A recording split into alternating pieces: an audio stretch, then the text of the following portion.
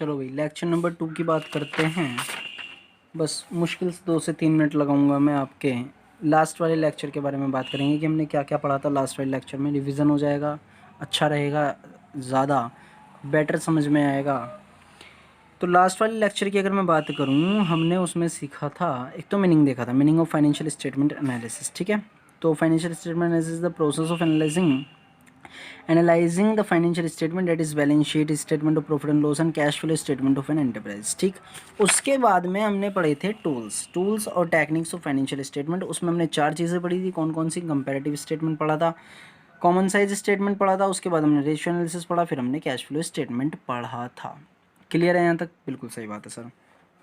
Next हमने देखा था types of financial statement. Types में हमने एक्सटर्नल एनालिसिस देखा था, इंटरनल भी देखा था, और उसके बाद में हमने देखा था हॉरिजॉन्टल एनालिसिस, फिर वर्टिकल एनालिसिस देखा था। इतना सब कुछ हमने अपना कवर करा था लास्ट वाले लेक्चर में।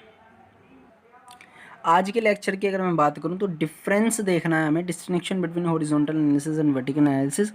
अच्छा, इसमें ना एक काम करते हैं, आप लोग इसे पॉज करो, अपने आप पढ़ो इस वाले टॉपिक को। कोई प्रॉब्लम आती है तो मेरे को कमेंट करके पूछ लेना, मैं आगे बढ़ता हूँ। मैं इसे स्किप कर रहा हूँ, आप लोगों के ऊपर छोड़ रहा हूँ, ठीक है, क्योंकि इसमें मैंने ये सारी चीज़ें आपको पढ़वाई हुई हैं, कोई इसमें प्रॉब्लम नहीं है।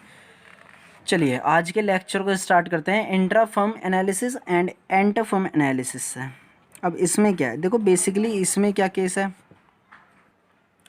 इंट्रा फर्म का मतलब होता है जब हम सिर्फ एक फर्म में ही अंदर जो भी चीज़ें हैं उनको कंपेयर कर रहे हैं, उनको एनालिसिस कर रहे हैं। यानी कोई मान लेते हैं कोई फर्म है कोई फर्म ए है, कोई फर्म ए है, और उस फर्म ए के अंदर ही हम एनालिसिस कर रहे हैं, बैलेंस शीट उनके पास ईयर्स की करंट ईयर से कंपेयर कर रहे हैं, कभी उनका P&L ले लिया हमने, उसकी एनालिसिस कर रहे हैं, तो उसे बोलते हैं इंट्रा फर्म एनालिसिस। क्या कि comparison of financial variables of an enterprise over a period of time is known as intra firm comparison. It is also called time series analysis और ट्रेंड एनालिसिस। ठीक है, ये हमारी टाइम सीरीज एनालिसिस भी बोली जाती है और ट्रेंड एनालिसिस भी हम इसको ही बोलते हैं। It analyses the performance of a business over number of years and shows trend of financial factors. कुछ ज़्यादा कुछ खास इन्होंने नहीं कहा, जो मैंने तुम्हें समझाया था वही बात है। नेक्स्ट एंटर फर्म एनालिसिस का मतलब होता है, देखो भाई, कि जब हम दो फर्म को कंपेयर कर रहे हो, यानी मान लेते हैं एक फर्म ए है और एक फर्म हमारी बी है। ठीक है, इन दो फर्म के बीच में जब हम कंपैरिजन लेकर चल रहे हैं, एनालिसिस कर रहे हैं, तब हम उसे बोलते हैं एंटर फर्म एनालिसिस। यानी अ कंपैरिजन ऑफ टू और मोर एंटरप्राइज या firm is known as inter firm analysis. It analysis and compares financial variables of two or more enterprise or firms to determine their competitive position। अपनी competitive position को देखने के लिए, determine करने के लिए वो क्या करते हैं, एंटर फर्म एनालिसिस करते हैं। when single set of statement of two firms is compared it is known as cross sectional analysis। कोई इंपॉर्टेंट बात नहीं है इसमें से, आपको कुछ नहीं आने वाला, क्योंकि ये इतना इजी टॉपिक है, इसमें से मुश्किल ही वो कुछ पूछेगा। पता होना बेहद ज़रूरी है, बीएसटी के पॉइंट ऑफ व्यू से भी पता होना ज़रूरी है। वाइवा में कभी भी अकाउंट्स में कुछ भी प्रोजेक्ट वगैरह पूछ सकते हैं, कुछ भी हो सकता है, तो पता होना ज़रूरी है। चलो भाई प्रोसेस की बात कर लेते हैं। प्रोसेस क्या है फाइनेंशियल स्टेटमेंट को एनालिसिस करने का? हाँ भाई, तो प्रोसेस की अगर हम बात करें तो process of financial statement analysis में क्या कह रहे हैं वो, it gives the structural relationship of various items in the financial statement. The main functions which are used in the process of analysis and interpretation are, कौन कौन से main functions हैं? तो बेसिकली 4 फंक्शन है इसमें भी। पहला है rearrangement of financial statement. Financial statement prepare कर दी, बट अपने पर्पज़ के अकॉर्डिंग, जो भी आपका पर्पज़ है उनको एनालिसिस करने का, उसके अकॉर्डिंग आप डाटा को रीअरेंज कर लो। यही बस इस पैराग्राफ में बोला गया है। क्या कह रहा है? For analysis it is necessary to reclassify the complex data content in the financial statement. ठीक है, कंटेंट इन द फाइनेंशियल, जो भी फाइनेंशियल स्टेटमेंट में कंटेंट है, रखा हुआ है, उस कॉम्प्लेक्स डाटा को आप रिक्लासीफाई कर लें। नेसेसरी है, ये नेसेसरी है, ज़रूरत है, इसकी आवश्यकता है आपको रिक्लासीफाई करने का इनटू परपोजिव क्लासेस, सो डैट, ताकि maximum desired information from every data for analysis can be obtained. तो इनटू परपोजिव क्लासेस का मतलब है जो भी आपका उद्देश्य है उस क्लास के अकॉर्डिंग आप कर लीजिए उस डाटा को रिक्लासीफाई। क्यों? क्योंकि मैक्सिमम डिजायर्ड इन्फॉर्मेशन जो हैं वो आपको एवरी डाटा फ्रॉम डाटा जो है from analysis can be obtained मिल सके, ज़्यादा से ज़्यादा आपको इन्फॉर्मेशन उस डाटा से आपको मिल सके, इसलिए आप उसे रिक्लासीफाई करिए। Reclassification and rearrangement of different data depends upon the purpose of analysis. आपके एनालिसिस करने का पर्पस क्या है वो डिपेंड करता है आपके रीअरेंजमेंट पर या आपके रिक्लासिफिकेशन को करने के तरीके पर। ठीक है, यानी कि सीधी सी बात है, आपके एनालिसिस करने का तरीका पर्पस क्या है, मतलब उद्देश्य क्या है आपका, भाई आप क्या चाह रहे हो, एनालिसिस क्यों करना चाह रहे हो, प्रॉफिट को जानना चाह रहे हो, क्या आप सोल्वेंसी के बारे में जानना चाह रहे हो, एंटरप्राइज की सोल्वेंसी से मतलब है कि आप लोन कितनी जल्दी पे कर सकते हो, उसकी जो कैपेबिलिटी है, कैपेबिलिटी टू पे लोन होती है सोल्वेंसी। क्या पर्पस क्या है आपका एनालिसिस करने का, फाइनेंशियल स्टेटमेंट को, ये सब चीज़ें अगर आपको पता होंगी तो आप रिक्लासिफिकेशन या रीअरेंजमेंट उसके अकॉर्डिंग ही कर पाएंगे। ठीक है, चलिए, तो कंपेरिजन, उसके बाद में एक और पॉइंट है इसमें, कंपैरिजन क्या, रीअरेंजमेंट तो आपने कर लिया फाइनेंशियल स्टेटमेंट का, अब आप कंपैरिजन करेंगे। कंपेयर किससे करेंगे, किसी दूसरी चीज़ से करेंगे। वो दूसरी चीज़ या तो इंटर फर्म की बात हो सकती है, इंट्रा फर्म की बात हो सकती है। कैसे देखते हैं इसमें, after the classification of data of financial statement into different categories it is necessary to obtain comparative data of the same enterprise of the past periods if it is a time series analysis. In case of cross sectional analysis it is necessary to obtain comparative data of the same accounting period of similar or comparable enterprises. सीधी सी बात है, अगर cross sectional analysis की बात हो रही है यानी कि इंटरफर्म एनालिसिस की बात हो रही है तो उस केस में आपको ज़रूरत है किसकी ऑब्टेन करने की, प्राप्त करने की, कंपेरेटिव डाटा को, कौन से एंटरप्राइज का, सेम अकाउंटिंग पीरियड का जो कि सिमिलर या कंपेरेबल एंटरप्राइज हो आपकी। तो सीधी सी बात, कंपेयर आप किस में करोगे, या तो इंटर फर्म की बात हो रही है तो इंटर फर्म में किसी भी दूसरी बंदे का दूसरी फर्म के जो आपके एनालिसिस करने के करंट ईयर के, या आप कह सकते हो सेम पीरियड के डाटा है उसे उठा कर ले आइए तब कंपेयर करिए। या इंट्रा फर्म की बात चल रही है तो इंट्रा फर्म में आप अपनी ही फर्म की बात होगी, बस वो तो कंपेयर किससे करना है आप वो बता दो, सीधी सी बात है। For this a comparative studies necessary, तो कंपेरेटिव स्टडीज़ के लिए ज़रूरी है। चलिए, एनालिसिस की बात हो रही है, अब नेक्स्ट पॉइंट क्या आ रहा है, आपने रीअरेंजमेंट भी कर लिया, कंपैरिजन भी करने के लिए आपके पास में डाटा आ गया, अब आप करने वाले हो एनालिसिस।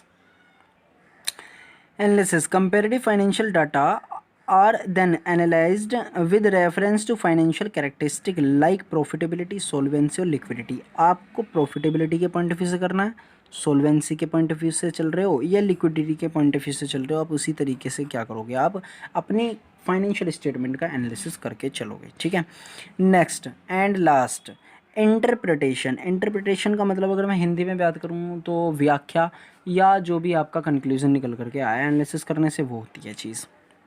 तो बोल भी रहे हैं यहाँ पर कि the concluding part of financial statement, the concluding part of financial statement analysis is interpretation of financial information generated in the process of financial statement analysis. जो भी फाइनेंशियल स्टेटमेंट एनालिसिस करने पर जनरेट हुई है वो चीज़ क्या कहलाती है, आपकी इंटरप्रिटेशन कहलाती है, जो कि हमारा कंक्लूडिंग पार्ट होता है फाइनेंशियल स्टेटमेंट एनालिसिस का। ठीक है, the interpretation should be precise and directed towards indicating the movement of various financial characteristics. अब वो शुड बी प्रिसाइज का मतलब है बिल्कुल ठीक होनी चाहिए, सही होनी चाहिए, गलत बिल्कुल भी नहीं होनी चाहिए, इधर से उधर हेरा फेरी वाली बात या विंडो ड्रेसिंग नहीं होनी चाहिए। ठीक है, डायरेक्टेड टुवर्ड्स होनी चाहिए, किसके लिए डायरेक्शन उसका कहाँ जाना चाहिए, टुवर्ड्स का मतलब होता है के प्रति, indicating the movement of various financial characteristic.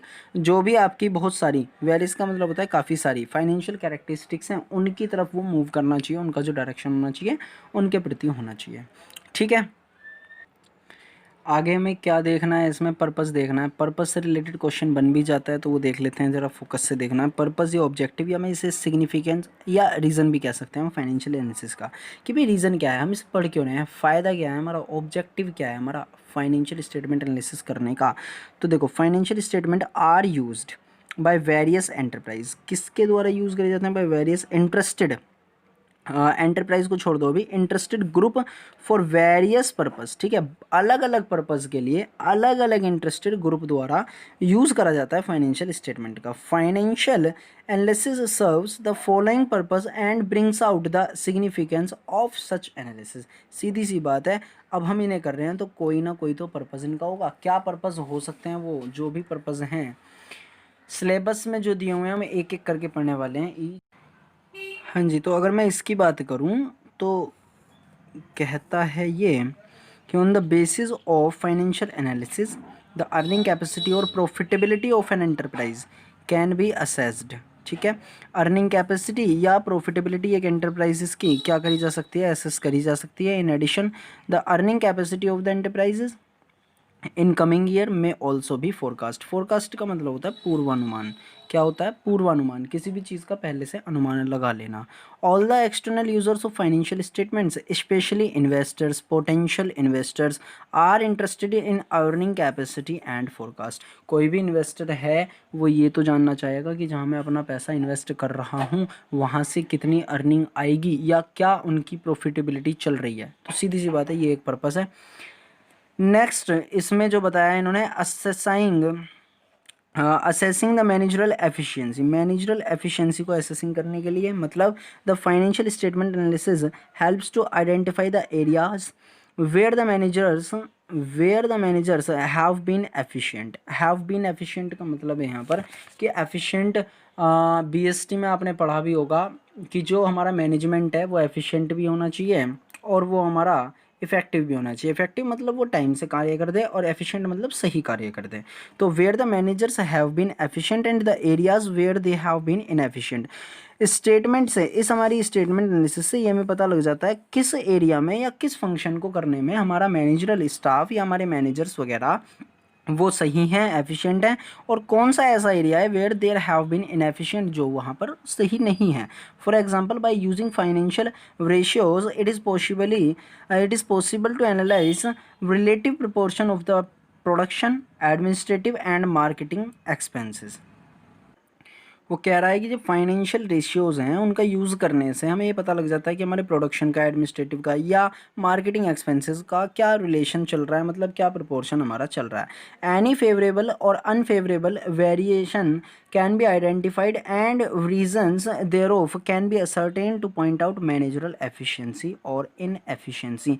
अब प्रॉब्लम कहाँ है? अगर हमारे खर्चे बढ़ रहे हैं, कोई भी अगर एफिशिएंट हो रहा है तो क्या रीज़न है, इनएफिशिएंसी आ रही है उसके वर्क में तो क्या रीज़न है। तो फेवरेबल और unfavourable variance can be identified. ठीक है, वो पहचाने जा सकते हैं, रीजंस जो भी कारण है उनकी वजह से क्यों आ रहे हैं, ये भी एक हमारा पर्पस हो सकता है फाइनेंशियल एनालिसिस का। नेक्स्ट पॉइंट है इसमें assessing the short term and long term solvency of enterprise. अब लॉन्ग टर्म और शॉर्ट टर्म सोल्वेंसी से क्या मतलब है? सोल्वेंसी का मतलब होता है कैपेबिलिटी टू पे लोन, कि हमारी एंटरप्राइजेस के पास कितनी कैपेबिलिटी है, कितनी जल्दी हम किसी का रुपया उतार सकते हैं, कर्जा उतार सकते हैं या लोन को हम रीपे कर सकते हैं।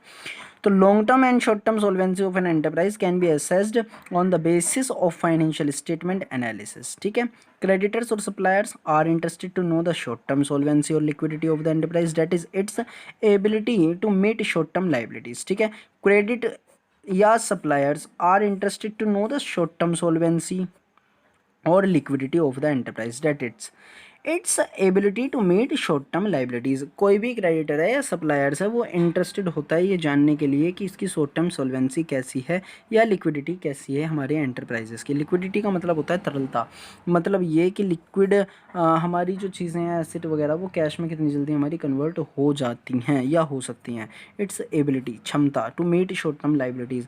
शॉर्ट टर्म की जो लाइबिलिटीज़ हैं लाइक आपके क्रेडिटर्स हो गए, बिल्स पेबल हो गए, हम उन्हें कितनी जल्दी उतार सकते हैं। और debenture holders and lenders are interested to know the long term solvency. जो लेंडर्स वगैरह होते हैं या डिबेंचर होल्डर्स होते हैं वो ये जानने में इंटरेस्टेड होते हैं कि लॉन्ग टर्म सोल्वेंसी जो है आप किसी भी एंटरप्राइजेस की कितनी जल्दी उतार सकते हैं, उन्हें पे कर सकते हैं। To assess the ability of the company to repay principal amount and interest thereon. मान लेते हैं हमने कोई लोन ले रखा है तो वो लॉन्ग टर्म लोन है हमारा, सीधी सी बात है, उसका ब्याज और उसकी प्रिंसिपल अमाउंट हम देने में सक्षम हैं या नहीं हैं, तो कितने हैं, कितनी जल्दी हम उतार सकते हैं। इन सब के पर्पज़ के लिए भी ज़रूरी होती है हमारी financial statement analysis. Next enter firm comparison. Enter firm comparison का तो मैंने आपको मतलब वहाँ भी बताया था, ठीक है ना। तो वही है वाला point, inter firm comparison becomes easy with the help of financial analysis.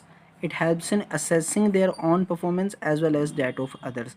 ये अपनी तो परफॉर्मेंस के बारे में बताता ही है, हमें असेसिंग करने में मदद मिलती है, साथ के साथ as well as that of others, दूसरों की भी। नेक्स्ट, इफ़ मर्जर्स का मतलब होता है ए और बी कंपनी कोई अलग अलग है, लेकिन अगर वो साथ में मर्ज होकर काम करना चाहें तो उसका भी हमें पता लग जाएगा कि वो इतनी कैपेबल है दूसरी वाली कंपनी कि हम उसके साथ मर्ज हों या ना हों। या acquisition are to be considered. Acquisition का मतलब होता है वैसे कब्जा करना, बट यहाँ पर इसका मतलब है कि एक कंपनी द्वारा दूसरी कंपनी को हायर करके काम करवा देना, एंड सो ऑन। ठीक है। Next, forecasting and preparing budgets. Forecasting का तो मतलब आपको पता ही है, मैंने अभी बताया था, पूर्वानुमान। और प्रिपेयरिंग बजट का मतलब है भविष्य के लिए कोई भी चीज़ें, एक्सपेंसेस का हिसाब रखने के लिए हमें बजट पे प्रिपेयर करना, रिवेन्यूज़ हमारे कितने हो सकते हैं, तो उसके लिए बात हो रही है अब यहाँ पर। Past financial statement analysis helps in assessing development in future. तो पास्ट की जो फाइनेंशियल स्टेटमेंट की एनालिसिस अगर हमने कर रखी होगी तो वो मदद करेगी हमें असेसिंग करने में डेवलपमेंट इन फ्यूचर, मतलब फ्यूचर में हमारी ग्रोथ के लिए, डेवलपमेंट के लिए बिजनेस की, specially in the next year. But obvious है प्रीवियस ईयर के लिए जो इमीजिएटली नेक्स्ट ईयर रहेगा उसे हम नेक्स्ट ईयर ही तो बोलेंगे। For example, given a certain investment it may be possible to forecast the next year's profit on the basis of earning capacity shown in the past. And analysis thus helps in forecasting and preparing the budget. मतलब ये कि investment करने के लिए एक बंदा आया है तो सीधी सी बात वो ये देखेगा कि पुराने साल में, या ये कह सकते हैं हम प्रीवियस ईयर में, गत वर्ष में इनकी अर्निंग क्या हुई है, उस अर्निंग के अकॉर्डिंग मेरी जो इन्वेस्टमेंट है उस पर भी मुझे कुछ अर्निंग हो पाएगी या नहीं हो पाएगी, सीधी बात। एंड एनालिसिस 10 इस प्रकार हेल्प्स इन फोरकास्टिंग, पूर्वानुमान करने में मदद करती है एनालिसिस, या प्रिपेयरिंग और यानी सॉरी और प्रिपेयर करने में भी मदद करती है हमारे बजट वगैरह को। अगर हमारे पास ये हमें पता ही ना हो ऑलरेडी कि हमारा खर्चा कितना होता है तो हम भविष्य के लिए पर्पस क्या, मतलब भविष्य के लिए हम क्या बजट बनाएंगे। ठीक है। नेक्स्ट एंड लास्ट पॉइंट इस टॉपिक का, और इसी के साथ हम अपना लेक्चर भी खत्म करेंगे, explainable and understandable. Financial analysis helps the users of the financial statement to understand the complicated matter in the simplified manner. जो फाइनेंशियल एनालिसिस है आपकी वो मदद करती है यूजर्स को फाइनेंशियल स्टेटमेंट को समझने में, to understand the complicated matter, जो भी कॉम्प्लिकेटेड मैटर है इन अ सिंप्लीफाइड मैनर। ठीक है। Financial data can be made more comprehensive by charts, graphs and diagrams which can be easily explained and understood. तो जो फाइनेंशियल डाटा है आपका वो बनाया जा सकता है और भी ज़्यादा कॉम्प्रिहेंसिव। कैसे बनाया जा सकता है? चार्ट्स वगैरह बनाने के बाद ग्राफ्स वगैरह बना सकते हैं, डायग्राम बना दीजिए उसमें, जो कि आपके लिए वो ईजी हो जाएंगे एक्सप्लेन करने के लिए और अंडरस्टूड करने के लिए। तो उम्मीद करता हूँ आपको ये वीडियो पसंद आएगा, यूज़फुल लगे तो फिर से वही बात कहूँगा, लाइक और कमेंट करना ना भूलें, शेयर ज़रूर करते रहें, क्योंकि मुझे सपोर्ट करने का एक यही तरीका है कि आप बस शेयरिंग कर दीजिए वीडियो के साथ, चैनल को ग्रोथ मिल जाएगी बस। Thank you guys, thank you so much.